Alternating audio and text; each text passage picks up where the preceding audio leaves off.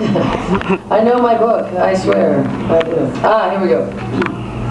This was actually written right after we invaded the illegitimate invasion of Iraq, in my opinion.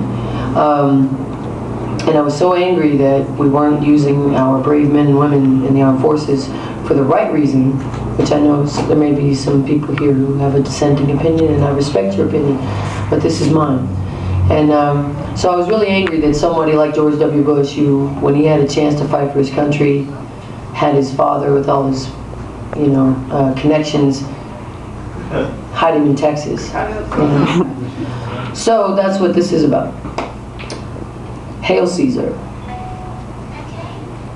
Heathens, heretics, blasphemers, and evildoers, I come to you to ask for a moment of amnesia.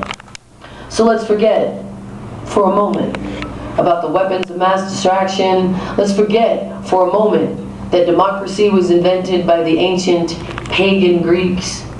And let's forget for a moment about this morally superior, we're better than you because we worship three nails in a pew attitude. They say might makes right.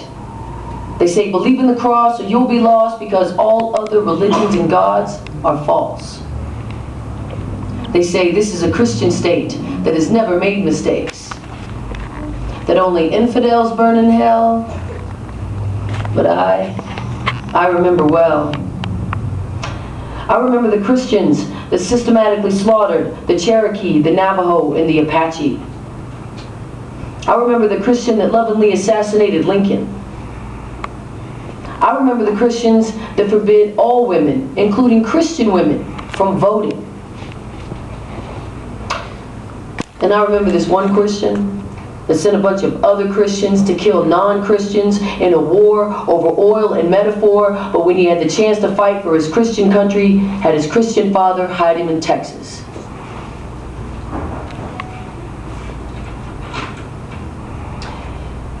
And I remember that big pile of shit they placed in front of your face and told you to eat up. Do you remember? Of course you do. You saluted it.